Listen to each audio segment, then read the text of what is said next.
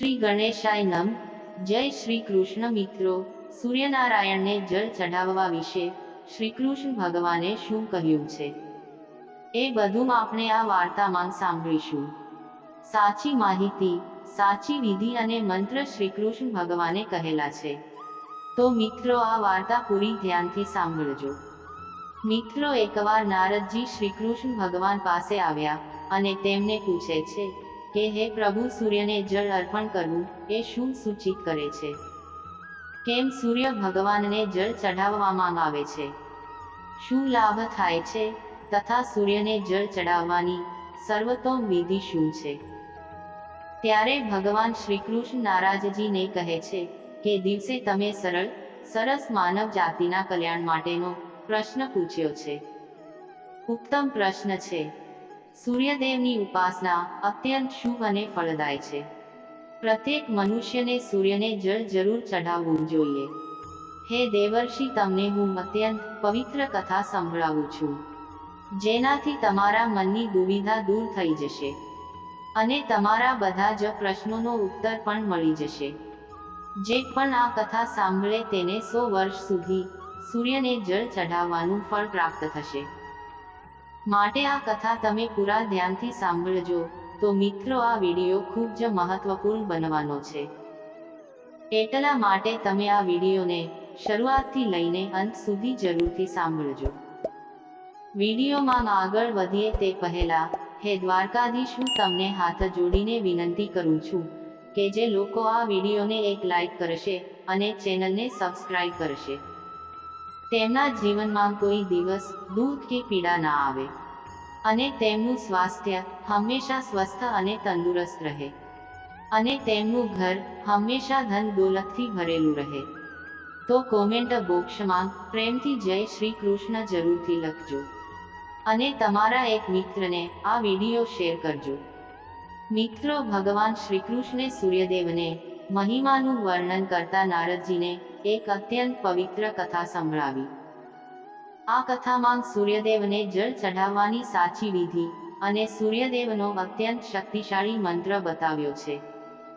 માટે પૂરા ધ્યાનથી સાંભળજો. આ કથા સાંભળવાથી સૂર્યદેવને જળ ચઢાવવાનું ફળ મળે છે. ભગવાન શ્રી કૃષ્ણે કહ્યું કે હે દેવર્ષિ, પ્રાચીન કાળની આ વાત છે. દક્ષિણ દેશમાં એક અત્યંત સુંદર એક નગરી હતી. એમાં એ નગરીમાં દેવ શર્મા નામનું એક બ્રાહ્મણ કલાવતી નામની તેની પત્ની સાથે રહેતો હતો. દેવ શર્મા શાસ્ત્ર જ્ઞાનમાં પારંગત હતો, પણ તેણે ક્યારેય તેના જ્ઞાનનો સદુપયોગ કર્યો નહીં. દેવ શર્માએ તેના જ્ઞાનનો ઉપયોગ માત્ર ને માત્ર ધન કમાવા માટે જ કર્યો હતો. દેવ શર્માએ તેના જીવનમાં ક્યારેય દાન પુણ્ય ધર્મના કાર્ય કર્યા નહીં. તેણે ક્યારેય સૂર્યદેવને જળ અર્પણ ના આપ્યું, અર્ધી ના આપી, સૂર્ય ભગવાનની ઉપાસના ન કરી. તે અત્યંત સ્વાર્થી અને દંભી સ્વભાવનો વ્યક્તિ હતો. એક દિવસ એ જંગલમાંથી પસાર થઈ રહ્યો હતો તો એક અત્યંત ઝેરીલો સાપ તેને કરડી ગયો એટલે તેનું મૃત્યુ થયું. મૃત્યુ પછી યમુના દૂતો દેવ શર્માને યમલોકમાં લઈ ગયા. યમરાજાએ દેવ શર્માના પાપ અને પુણ્યના મૂલ્યાંકન કર્યું, એનો સરવાળો કર્યો અને દેવ શર્માને નરકમાં નાખી દીધું. દેવ શર્મા 1 વર્ષ સુધી નરકમાં અનેક વર્ષો સુધી સજા ભોગવતા રહ્યો અને તેના પાપોના પ્રાયશ્ચિત કરવા માટે ફરી તેને મનુષ્ય યોનિમાં જન્મની પ્રાપ્તિ થઈ. મનુષ્યની પ્રાપ્તિ થઈ પછી તેના બીજા જન્મમાં એક ગરીબ સૂત્રના ઘરે એનો અવતાર થયો. બીજા જન્મમાં તેને અત્યંત દુઃખ ભોગવવા પડ્યા. તો તે શૂદ્રના મોટા થતા શૂદ્રે મોટો થયો, ગરીબ ઘરમાં મોટો થયો અને મોટો થતા પિતાએ તેના લગ્ન એક યુવતી સાથે કરાવ્યા. સુંદર સરસ ગુણવંત મળી અને પછી એ યુવતી સાથે એ વનમાં ઝૂંપડી બાંધીને રહેવા લાગ્યું. લગ્ન પછી પણ અનેક વર્ષો બાદ પણ તેને કોઈ સંતાન ન થયું. માટે તે વધારે ને વધારે દુઃખી રહેવા લાગ્યો. પણ આટલું છતાં પણ તેના દુઃખનો કોઈ અંત ન આવ્યો. અમુક વર્ષો સુધી તો તેને સંતાન તો ન થયા, એ દુઃખ તો હતું જ. પણ અમુક વર્ષો પછી તેના શરીરમાં ભયંકર કોઢનો રોગ ઉત્પન્ન થયો અને આ ભયંકર રોગથી તે ખૂબ પીડાવા લાગ્યો. તેના શરીરમાં અગણિત છિદ્ર પડ્યા, એ છિદ્રમાંથી રસી પણ નીકળવા લાગ્યું. તે કોળી સૂત્ર હવે કંઈ પણ કામ કરવાને લાયક ન રહ્યો. કંઈ પણ કામ ન કરી શકે, આખો દિવસ ઘરમાં પડ્યા રહે. તેની પત્ની એક પતિવ્રતા હતી. તેના પતિને કોઢનો ભયંકર રોગ હોવા છતાં પણ એના પતિને એને છોડ્યો નહીં અને એને સાથ આપ્યો, તેની સાથે જ રહી. નિત્ય તેના પતિની સેવા કરતી, તે તેના પતિ પરમેશ્વર માનીને તેની પૂજા કરતી હતી. તેના માટે જમવાનું વ્યવસ્થા કરે, સ્નાન કરાવે. એના શરીરમાં આવશે કોઢ નીકળે, રસી નીકળે, એ બધું સાફ કરેલું છે. બધા જ પ્રકારની એ સેવા કરે. તે શૂદ્ર ઘણીવાર એવું વિચારતું કે ક્યાંક જન્મના પાપના કારણે તેને આ કોઢનો રોગ થયો છે. આમ વિચાર કરતા તે બહુ નિરાશ, ઉદાસ રહેવા લાગ્યો. પછી એક દિવસ તેના દ્વાર પર એક સાધુ સંત પધાર્યા. તે કોઢી સુધરની પત્ની હતી. એને એ સાધુ મહારાજને બહુ સેવા કરી, તેનો આદર્શ થયો, જેનાથી તે સાધુ બહુ પ્રસન્ન થયા અને કોઢીની પત્નીને વરદાન માંગવા કહ્યું. તો કોઢીની પત્નીએ કહ્યું કે હે મહાત્મા, મારા માટે મારા પતિ જ સર્વસ્વ છે. તે જ મારા સ્વામી છે. માટે તમને વિનંતી છે કે તમે મારા પતિનો રોગ દૂર કરો અને તેને પહેલા જેવા સ્વસ્થ બનાવી દો.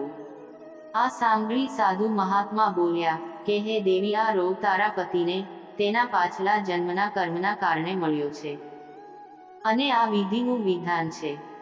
હું આમાં કોઈ હશે ન કરી શકું. ઈશ્વર મનુષ્યને તેના પાપ કર્મોનો દંડ જરૂર આપે છે. કોઈ પણ તેના કર્મથી બચી નથી શકતું. પરંતુ હા, હું તને આનો ઉપાય બતાવી શકું છું. આ રોગથી બચવા માટે માત્ર એક જ ઉપાય છે. તું તારા પતિને લઈને સૂર્યદેવના ચરણોમાં જા. સૂર્યદેવને નિત્ય ઉપાસના કર. સૂર્યદેવની કૃપાથી તારા પતિને શરીરનો કોઢથી મુક્તિ મળી જશે અને તેને કામદેવની સમાન સુંદર રૂપ પ્રાપ્ત થશે. પછી તે સાધુ મહાત્માએ તે સૂર્યદેવની ઉપાસનાની વિધિ બતાવી.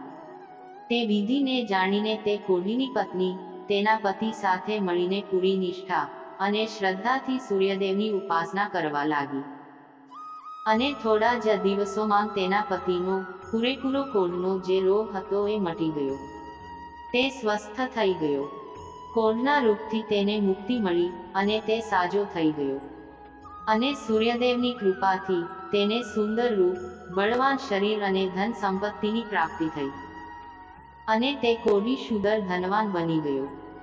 ભગવાન બોલ્યા, શ્રી કૃષ્ણ કહે છે, હવે તમને હું સૂર્યદેવની પ્રસન્ન કરવાના વિધિ અને તેના મંત્ર વિશે હું કહું છું, જેને કરવાથી મનુષ્યના બધા જ રોગ નષ્ટ થશે અને ઉત્તમ સ્વાસ્થ્ય મળશે, સુખ સમૃદ્ધિની પ્રાપ્તિ થાય છે. ભગવાન શ્રી કૃષ્ણદેવને જળ ચઢાવવાનો એક એવો નિયમ છે જે મનુષ્યના જીવનમાં બહુ મોટો બદલાવ લાવી શકે છે. સૂર્યદેવની શક્તિ એટલી અલૌકિક છે કે એના વિના આ પૂરી ધરતીનું ઉથલપાથલ થઈ જાય. જો સૂર્યનારાયણ ન હોય તો આ ધરતીમાં ઉથલપાથલ થઈ જાય. સૂર્યદેવ પ્રકાશ, આરોગ્ય વગેરેના દેવતા છે.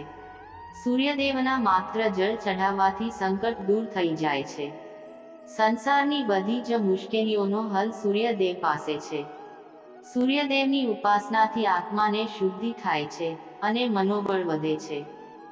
સૂર્ય ઉદયના સમયે સૂર્યદેવના કિરણોથી વાતાવરણમાં શુદ્ધતા અને સકારાત્મકતા આવે છે. જો રોજ સવારે સ્નાન કરીને સૂર્યદેવના મંત્રનું ઉચ્ચારણ કરીને જળ ચડાવવામાં આવે તો તેના ઘણા બધા લાભ થાય છે. કુંડળીમાં અન્ય ગ્રહો હોવાથી સૂર્યની શુભ અને અશુભ સ્થિતિમાં રહેવાથી જીવન ઉપર પણ તેનો શુભ અને અશુભ પ્રભાવ પડે છે. કુંડળીમાં જો સૂર્ય શુભ સ્થિતિમાં હોય તો આપણને સમાજમાં ભરપૂર માન સન્માન, પ્રતિષ્ઠા, યશ અને સફળતા મળે છે અને જો સૂર્ય અશુભ સ્થિતિમાં હોય તો તેની વિપરીત પરિણામ મળે છે. માટે જો કુંડળીમાં સૂર્યની સ્થિતિ મજબૂત કરવી હોય તો જ્યોતિષશાસ્ત્રમાં એવી વસ્તુઓ બતાવવામાં આવી છે જેને પાણીમાં નાખીને સૂર્યદેવને અર્ઘ્ય આપવાથી શુભ પરિણામ મળે છે. પણ મિત્રો, ઘણા લોકો સૂર્યને જળ આપતી વખતે બહુ મોટી ભૂલો કરી બેસે છે. સૂર્યદેવને જળ ચઢાવતી વખતે મહત્વપૂર્ણ નિયમો પાલન કરવા જોઈએ. ખોટી રીતે, ગલત રીતે અર્ઘ્ય આપે તો સૂર્યદેવનું અપમાન થાય એવી બરોબર જણાય છે. નહીં તો જો આવું થાય, ખોટી રીતે, ગલત રીતે આપણે ભગવાનને અર્ઘ્ય આપીએ તો મનુષ્યને કેટલાય પ્રશ્નોનો સામનો કરવો પડે છે અને જળ અર્પણ કરવાનું કોઈ ફળ નથી મળતું. સૂર્યદેવને જળ આપતા સમયે પૂરેપૂરી વિધિનું પાલન કરતા સૂર્યદેવના મંત્રોનો જાપ કરી અને જળ ચઢાવવું જોઈએ. તો જ સૂર્યનારાયણને જળ ચઢાવવાનું ફળ મળે છે. શાસ્ત્રો અનુસાર સૂર્યદેવ અપ્રસન્ન થાય. જો ક્રોધે ભરાય તો મનુષ્યની બુદ્ધિનો નાશ થાય છે. તેને ચારેય બાજુથી અપમાનનો સામનો કરવો પડે છે. આવા વ્યક્તિની આંખોની રોશની જતી રહે છે. વ્યક્તિની વિદ્યા નષ્ટ પામે છે. તેને યાદ શક્તિ, સ્મરણ શક્તિ નબળી પડી જાય છે. પિતા પુત્રમાં અકારણ વિવાદ થવા લાગે છે. તેના હાથે અજાણે કેટલાય અપરાધ થઈ જાય છે. માટે સૂર્યદેવના જળ અર્ઘ્યમાં કોઈ ભૂલ ન કરવી જોઈએ. પૂરી વિધિથી, મંત્રથી જળ ચઢાવવું જોઈએ. સૂર્યદેવને જળ અર્ઘ્ય આપતી વખતે અર્ઘ્ય આપવાનો મતલબ છે કે સૂર્ય દેવતાને ભક્તિભાવથી જળ અર્પણ કરવું.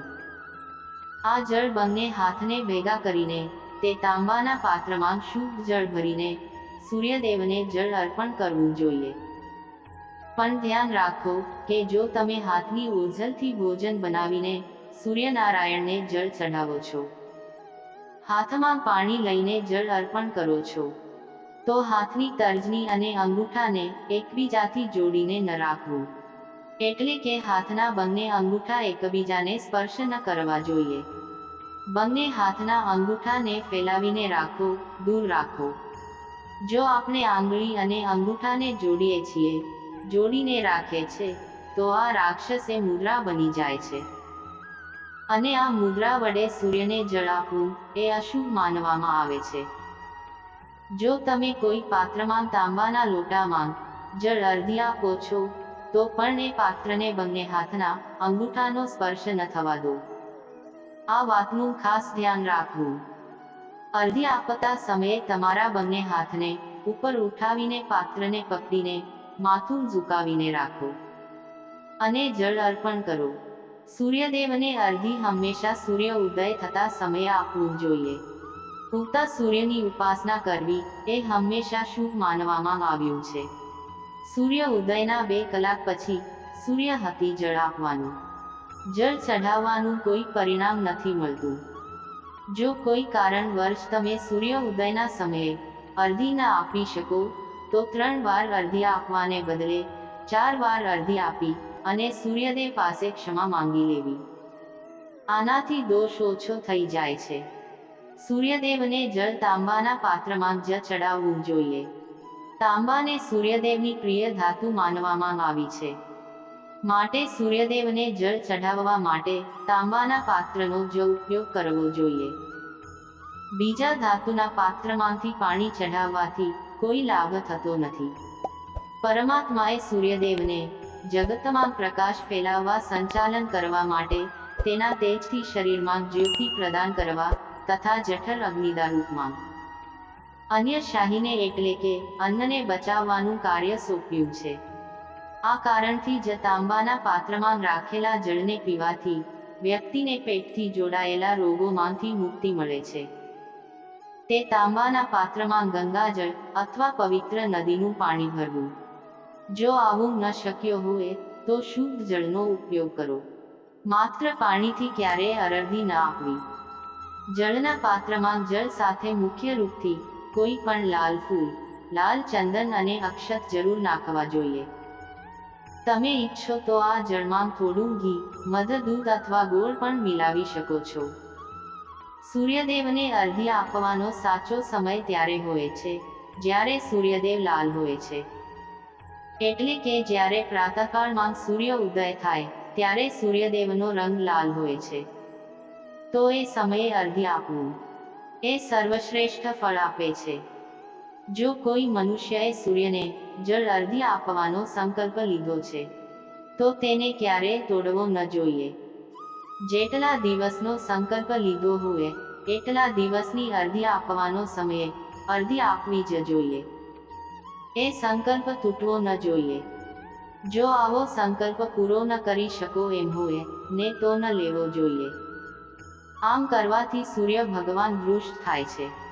મિત્રો, ભગવાન શ્રીકૃષ્ણે સૂર્યદેવને જળ આપવાના મંત્ર બતાવ્યો છે, જેનો જળ અર્પણ એટલે કે ભગવાનને અર્ઘ્ય આપતી વખતે આ મંત્ર જરૂર બોલવો જોઈએ.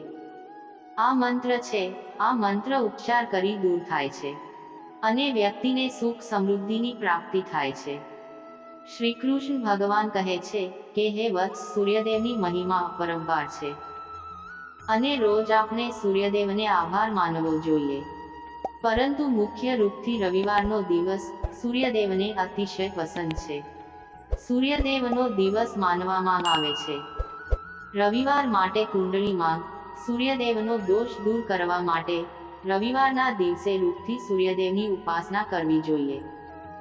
રવિવારના દિવસે સૂર્યને સંબંધિત વસ્તુનું દાન કરવું જોઈએ. સૂર્યદેવથી સંબંધિત વસ્તુ છે તાંબુ, ઘઉં, ચંદન અને પીળા રંગના વસ્ત્ર વગેરે. આ વસ્તુનું રવિવારના દિવસે દાન કરવાથી વ્યક્તિના બધા જ દુઃખો અંત પામે છે.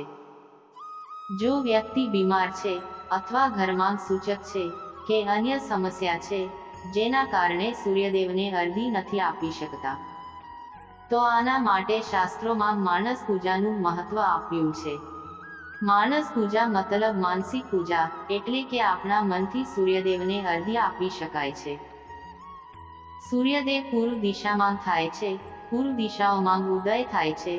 જો કોઈ કારણવશ સૂર્ય નથી દેખાતા, સૂર્યદેવ નથી દેખાતા, તેનું તો મનમાં સ્મરણ કરીને પૂર્વ દિશા તરફ મુખ રાખીને જળ અર્ઘ્ય આપવી, પણ ક્યારેય સૂર્યદેવને અર્ઘ્ય આપવાનો સંકલ્પ ન તોડવો. તો મિત્રો, આ પ્રકારે ભગવાન શ્રીકૃષ્ણે સૂર્યદેવને અર્ઘ્ય આપવાની સાચી વિધિ અને મંત્ર બતાવ્યા છે. જો મિત્રો આ વિડીયો સારો લાગે તો શેર કરજો, લાઈક કરજો અને મારી ચેનલને સબસ્ક્રાઇબ કરજો. કોમેન્ટ બોક્સમાં સૂર્યનારાયણનું ભગવાનનું નામ જરૂર લખજો. જય શ્રી કૃષ્ણ. રાધે રાધે.